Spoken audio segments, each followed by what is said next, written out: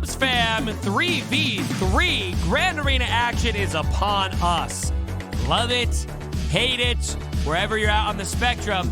Everybody's looking for new 3v3 teams that you guys can take advantage of in this game. And today I've got you. We got 30 teams here. They're not necessarily the top 30 best teams, but we got 30 teams with no overlap this time. I get crap for that sometimes. Like, Cubs, I want a practical list that doesn't have any overlap. Okay, fine. No overlap on this list whatsoever for you guys this time. And I'm also going to appeal to a complete roster here. So I'm gonna break down 3v3 teams for every single GL, even though I don't have every single GL. So it's not this isn't necessarily exactly what I'm gonna use in my Grand Arenas, but kind of zoom out and give everybody a scope on what some of the best 3v3 teams are in the game. And of course, for all of you, there may be some variance here with these videos. I say this every time we make this video. My hope is that you guys can come to the 3v3 video every time we get ready for 3v3 and take out 4 or 5 teams from it that you're like, okay, that team sounds good. I'm going to try that. Not necessarily use all 30 of them. Now, if you do use all 30 of them, great, and it works great. Some of you may do that, but there's so much variance between everybody's rosters that I fully appreciate. Not everybody's going to be able to use every single team here. So if there's only a few teams that you pick out of it, great. That is what I would call great success. Wow, is very nice. All right, let's get into it. And before I get into it, I would appreciate if you guys dropped a like on this video and subscribe to the channel. Statistics show only 50% of you guys are subbed. Only 50%! All right, let's get into this. Here we go. So we're going to break down the first teams here. We're going to start with all of the GLs. I've got my cords all tangled. All right, Kenobi with Cat and Kenobi. Now, I am curious to see what we settle on for this. There's a lot of arguments on maybe you use Kenobi without Cat and put Cat with Padme. Very viable. The reason I like Kenobi, Cat Kenobi is I just feel like that team is going to be a monster. An absolute terrible monster to defeat on 3v3 defense. I think this is a team where, especially if your opponent doesn't have Kenobi, put it on defense and good luck. So that's kind of what I'm going to go for. But as we see things, transpire, maybe we'll be able to take Cat out of that team, get equal use out of Kenobi, but shore up a Padme team as well for those who have both. We'll just have to wait and see. Pretty generic here with Supreme Leader Kylo Ren, Sith Trooper Kylo Ren, a mask. A lot of different ways you can shake that out. I kind of like, honestly, holding my Kylo as a solo character. I like to also, though, hold these great characters just in case.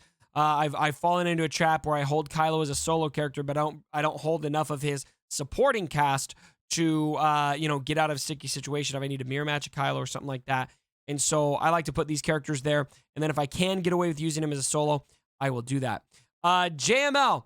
Now, with how all of the Jedi are shaking out right now, it's a little bit tricky to know what to do with them because we have so many Jedi leads that are solid now we already did, and now we're adding obviously new Jedi GL lead into the mix.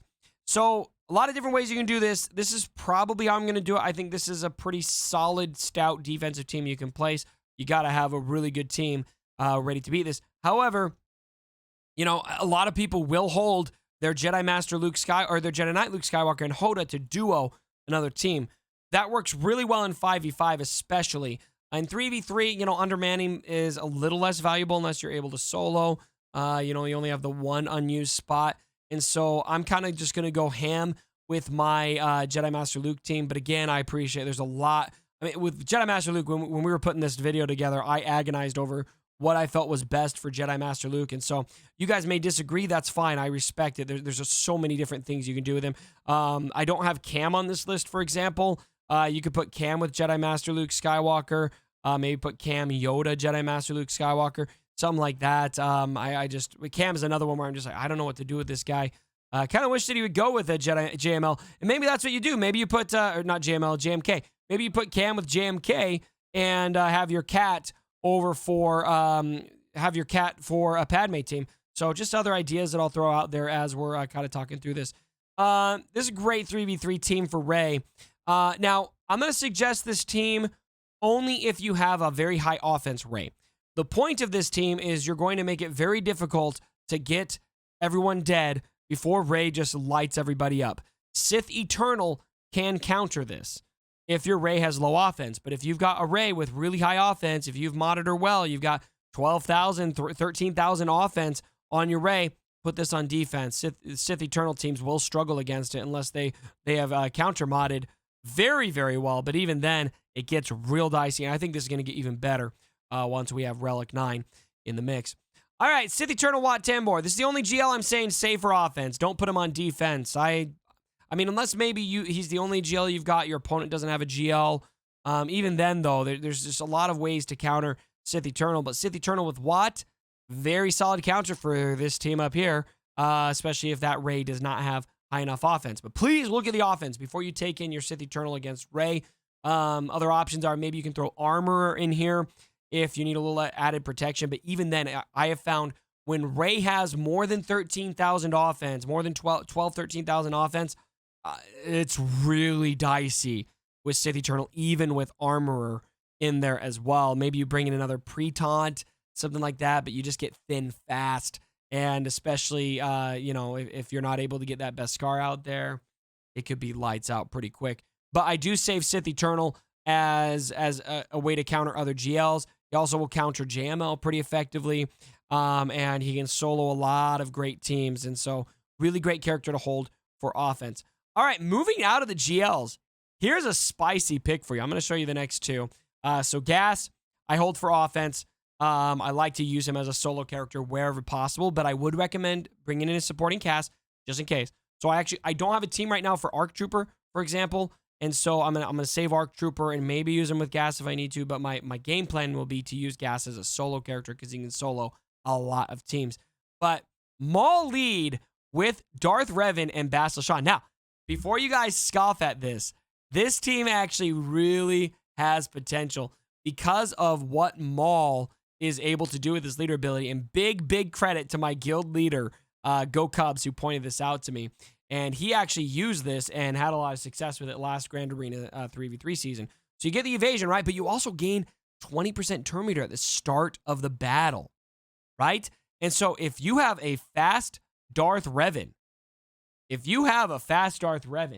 that is going to make your Darth Revan pop instantly. This is a great defensive team. And a lot of people, this is one of those catch people off guard teams where maybe they look at speed, that maybe they're not thinking about Maul lead. It's a less known lead. And they might go, all right, I'm going in here. I'm going to be able to, wreck Maul right away. Oh my gosh, Darth Revan first. Oh crap, I'm dead. So great sleeper team, in my opinion. I'm actually going to place this even with my Gear 11 Maul because that lead works. I said Maul funny. Maul? Maul. Just because I think this is a team that people are going to underestimate. All right, Malik. I like to save him as a solo character, guys. I do. You don't have to if you don't want to. I really like to have as many solos in my pocket as possible. It really helps have some come from behind wins. Here's how I'm breaking up Rebels. And this to me is very solid. Defensive team right here up top. Offensive team on the bottom. This wedge-led team does amazing things against so many teams. And that offense boost, obviously, that comes from Wedge's leader ability, 30% offense. Let me move this so you guys can actually see it. And the health recovery is nice, but it's mostly that offensive gain that is just so dope. So that's how and this is just a really solid defensive team, especially after the relics there.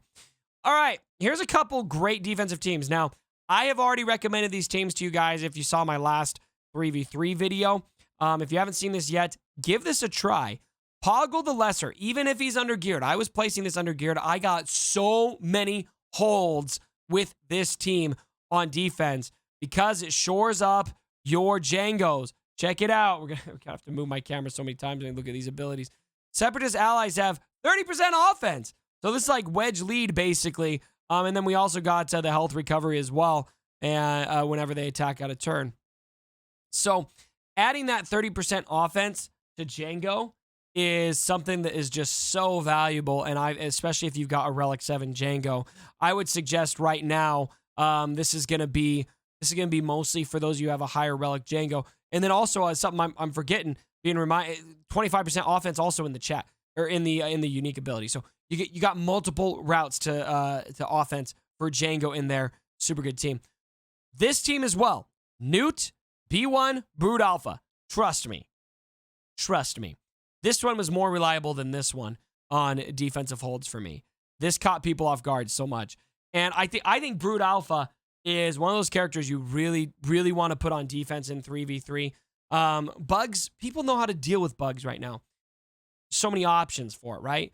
But Brood Alpha on this team, it stalls you just enough for Newt to get going. B1's going to just keep coming at you, and the team chips away at you really fast. I saw so many holds with this, and obviously it makes it a 4-on-3 match, which is very valuable. So I dare you guys to try this team on defense. I still haven't actually, I have not faced this team yet, and I just see that it gets holds for me so much, and so I haven't even enjoyed the terror of facing this team myself yet. All right, so Palt Vader Thrawn, pretty standard. A lot of people will probably be doing Palt Vader with Watt as an offensive team. I already recommended Watt with Sith Eternal, but if you don't use your Watt with Sith Eternal, great option to put Watt in there with Palt and Vader. This is an offensive team, almost exclusively offensive team. I do not recommend putting this team on defense unless you are in the very early phases of the game and this is like the only relic team you've got. Your opponent doesn't have any relics. That's the kind of situation where I can see this being good on defense. Other than that, you know, you're going to want this in your offensive pocket. Shock T, 5s and Echo, same thing. This is a GG killer. Very effective against GG if you know how to play it right. Everyone laugh at me because I played it horribly once. So very, very great option for that as well. Bad Batch and Grievous here. Now, Bad Batch, I'm not sold that there's a great Bad Batch team. They just kind of need all 4 of them there. Obviously, Omega is just, you know, she just looks nice on the team. But it's really, you know, Hunter Tech, Echo, Wrecker that get the job done. But if you've got a really fast Echo, this could still be a really nasty team to place on defense, my friends. And get that, you know, that Terminator train going. Get all that dispel going. Get everything that's going on with the Bad Batch that makes them difficult to face can still happen. The only difference is you kind of got to choose between the utility that comes with Tech and the tankiness that comes with Wrecker. And I feel like if the team gets off to a strong enough start, if you're really fast on Echo, then it can still be an effective defensive team. Without Wrecker in there, though, I do worry that this team won't be as effective because it'll just be easy to kill once you survive that initial onslaught of attacks that come your way. So food for thought, I actually haven't heard much about how this team does on defense. I'm not going to place it, obviously, because my Bad Batch aren't farmed yet. I'm focusing on my Executor. Grievous, this would be probably a defensive team, and you might even consider not placing it. If you're going to put B1 up with Brood Alpha and Newt, your Grievous just gets nerfed a lot. That's something to really keep in mind. Grievous, B1 or B2 and Magna Guard aren't nearly as effective on defense without B1 in there. Still good, and kind of the advantage, I would say, of putting this team out there is maybe somebody might see, okay, no B1, maybe this team is not as scary, and then they underestimate it. Other than that, I don't feel like the team is nearly as threatening when you take B1 out of there. So, but that's probably the best Grievous team considering B1 out of the mix. Padme, Anakin, Snips, kind of standard. Now, you would want Kenobi in here ideally, right, instead of Snips. But for this, you know, we got the unique only set. We're not doing any overlap here. That's what I'd recommend. So you could shift that. You could put Snips up with Kenobi and Kenobi down here with Padme. That's another option for that. Or you could maybe put Cam with Kenobi. Not use Snips here. Maybe use Snips with you know, something different, like maybe you use Snips with another Jedi team. Lots of different, or maybe with Gas. So anyway, food for thought. This is a great Grievous killer if you're going up against a really tough Grievous, or just kills, you know, a lot of teams, non-GL teams. This would be almost any non-GL in the game right here, almost, not completely, but almost, especially if you got a solid Yoda in there and good relics on Jolie.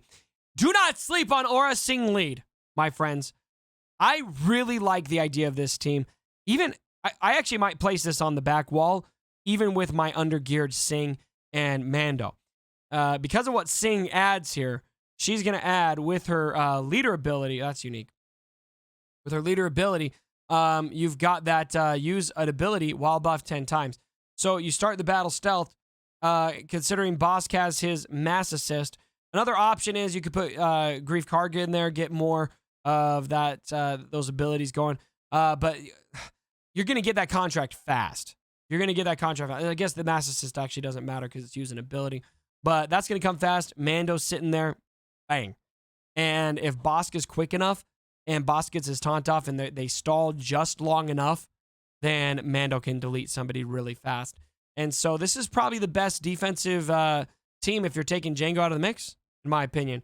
One of the best because of how fast you get that contract. Very, very exciting stuff. So, all right. JTR with the handbag bros. That is assuming that you're not putting handbag bros in with Rey. So it just kind of depends on what is best for you guys there. Now, I really want to call it this Mon Mothma team. I think Hoth Rebel Scout is one of the more underrated sleeper characters in the game under Mon Mothma. I found this out the hard way. Do you realize, Cubs fam, that this ability right here is OPAF? Hoth Rebel Scout. Deal physical damage to target enemy with a 40% chance to gain 25% turn meter for all allies. His basic ability has a 40% chance to give everybody 25% turn meter. That is an insane turn meter train waiting to happen. Put Cara Dune in there. Obviously, Mon Mothma can make it a 4v3. And if they're not quick enough, then you can get a pretty dumb turn meter train going. Just food for thought, something to try. Obviously, not for me. I don't have them geared up. But if you've got these characters geared up, I would try that with Hoth Rebel Scout. You could make an argument maybe this is better in a 5v5 scenario. I'm fine with that. I can buy that. I could buy that. But I still think that in 3v3 it'll be effective enough and likely to get underestimated. Hux. I really like this team only with Sith Trooper. I did put Sith Trooper with my Kylo for this video. So that's why Executioner's taking his spot. You want to have DPS on the team. Obviously, Hux lead is great. He's going to nerf that turn meter gain on the other side. You got the tank right here and the damage from First Order Executioner. Kylo Ren, I'm leaving him in there as a solo character. As soon as you see a Karth team, bring out your Kylo and just wreck them. I personally always try to keep my Kylo on defense or on offense just in case somebody places Karth, and I would say at least 60 to 70% of my opponents are placing Karth still. And I love it when they do, which is also another pro tip, guys. Don't place Karth. It's just Kylo food at this point. Okay, we got our troopers right here. Now, you could do this a number of different ways. I like holding my troopers for offense, and I use these three right here. And if you've got your Dark Trooper, this is a great option to carve these guys out so you can still take advantage of Moff Gideon, his lead. I think both of these are probably better on offense. Dark Trooper, obviously, great DPS. However, placing troopers on defense is not stupid. I think that I like to have them for offense, but troopers can really catch people off guard. They're a good back wall defensive team because if you don't have solid meta teams to handle troopers with, you're screwed because they'll get a turn meter gain and a train and you're just done for, erased. So I wouldn't sleep on troopers for defense, especially back wall defense. I think it's one of those teams where once you get thinned out enough, they can do a number on you. And so I would consider it. Gideon's lead, obviously, severely nerfed here. In 3v3, not every team is going to have super great synergy with leadership. And so if anyone's going to chew me out on that, it's fine. Maybe you don't use this team. Maybe you use Palt Vader with Gideon and use Gideon with an Empire team. So just a number of different options for you. But yeah, you're putting him in there more for his utility in general, not the leadership. All right. Tracey and Nihilus, I like them on defense. Don't like them on offense. And the reason why is because they're terrible for banners. They nerf your banners fast. Why I like them on defense is they are good at stripping banners. They might not win. A lot of people know how to deal with them at this point, but all of that assisting is going to take that away. It's going to be difficult to go against Traya unless you're taking something really OP against it. And this is also, of course, assuming you're taking a relic team in there. It's going to be difficult to walk out of there with 54 banners. So food for thought there. Here's how I'm carving out Night Sisters. Acolyte and Zombie are your friend in 3v3, especially under Saj lead. The more you kill Zombie, the more Saj ramps up her offense, and good night, everyone else on the team. And of course, Acolyte in there. If you for a second do not consider how you're going to handle Acolyte, it will wreck you and you will regret it because she'll stay stealth forever. So food for thought there. And then I typically save this team for offense. You can use it on defense. I just think it's a better team to have in the pocket for kind of back wall offense situations. And then 2 final teams here, guys. We made it through 30 teams pretty quick. Stormtrooper Han, Wampa, Shore Trooper. Trust me on this one, okay? It's hide the Wampa, okay? This is hide the Wampa. And also, bear in mind, this Stormtrooper Han leadership gives defense to Wampa when they're above 50% health. But if Wampa gets low, he's going to gain the offense. He's going to gain the offense. And so Wampa gets a little extra angry as you kill him. Shore Trooper's obviously there along with Han to keep the attacks off Wampa. But once he does get low, once you are able to get to him, he comes at you. He comes at you hard. I saw solid holds with this team, even with this gear on the team, which really kind of caught me off guard. And then we've also got Bam here with Nest and Dengar. This is more a theory craft. I'm not sure how this is going to work. Just an idea. Bam, of course, is going to have the Scoundrel synergy with Nest and Dengar. Dengar's got great AoE. Nest, especially if you have a Nest Relic, going to be difficult to take down. So something to try. I'm not necessarily sold on this being an amazing defensive team. Might even be something to hold for offense. And so this is just kind of something I'm tossing at the end as an idea that we kind of came up with in my chat today. So anyway, there are 30 teams for you guys, 30 ideas to try out, some new teams in there. I would say the one I'm the most excited about probably is this Maul Darth Revan team.